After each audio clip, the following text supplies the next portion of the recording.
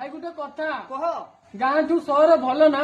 ବାଳ ନା ଗାଁରେ ହେଲେ ଗୋଟେ ଜାତି, ସହରରେ ହେଲେ 12 ଜାତି। ମାନେ ମାନେ ଗାଁରେ ଏ ଦିଦି ତରକାରୀ ଟିକେ ଅଛି ଦେଲ ତ ଦେଢଶହ ଆଇବ ଖାଇବ, ଛୁଆଟା ମୋର ହାଇଆ ଛୁଆ ଖାଇଦେଇଛି, ଦେ ଟିକେ ମାଗି ଆଣି ତା ଗିରସ୍ତୁ ଦେଇପାରିବ। ସହରରେ ପାରିବେ ନା ଭାଇ ଜମା ନା।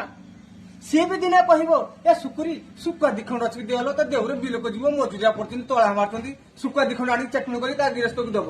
ବଜାର ବାଲା ପାରିବେ ନା ଜମା ନା ଭାଇ କଦାପି ନା। ଗାଁରେ କାହା ଝିଅ ଫେରାର ହେଇଗଲେ ବି ଇଏ ପିଲା ଲୋକ ମାନେ ଆ କାନର ଖୁସିରେ ବାସ ତା କାନର ଖୁସିରେ ବାସ, କେଇଠି କେଇଠି ଫୋନ୍ ଫାନ୍ ଯିବନି, ମାନେ କେଇଠି କେତେ ବାଟ ଫୋନ୍ ଯିବନି। ବଜାର ବାଲା କରିବେ ନା ଜମା ନା ଭାଇ ଜମା ନା। ଗୋଟେ ମଦୁଆ ଯଦି ରାସ୍ତା କଡରେ ପଡିଥିବ, ଜନ୍ଧା ପିଉଣି ନାକ ବାଟେ ଚଢି ଯିବନି, ପିଛା ବାଟେ ବାହାରି ଯିବନି, ଗାଁ ଲୋକ ତାକୁ ରିକ୍ସା ନେଇକି ତା ଘରେ ଛାଡୁଥିବେ, କାରଣ ସେ ମା ଭଉଣୀ ସୁଧୁଥିବେ, ହେଲେ ତାକୁ ନେଇକି ତା ଘରେ ଛାଡୁଥିବେ। ବଜାର ବାଲା କରିବେ ନା ଜମା ନା।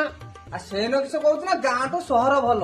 ଏ ସହର ବାଲା କିସ ହବ ମାନେ ସହର ବାଲା ସେ ଏସି ର ରହିବା ଲୋକ, ପଦାର ରହିବା ଲୋକ ନୁହେଁ। ଆଚ୍ଛା। ଆଉ ତାପରେ ଜାଣିଥିବୁ ସହରରେ ତାଙ୍କ ଘର ଆଗରେ ଗେଟରେ ଲେଖା ହେଇଥିବ କଣ କରିଦେବି, କଣ କୁକୁର ପ୍ରତି ସାବଧାନ। ଆମ ଗାଁ ସାରା ସମସ୍ତେ ଘର ଘର ବୁଲିବା, ତ କାହା କାନ୍ଥର ବାଡରେ ଲେଖା ହେଇଛି କୁକୁର ପ୍ରତି ସାବଧାନ ଦେଖିଛୁ? ନା ସେଇ ଲୋକ ନା ଗାଁ ଠାରୁ ସହର ଭଲ।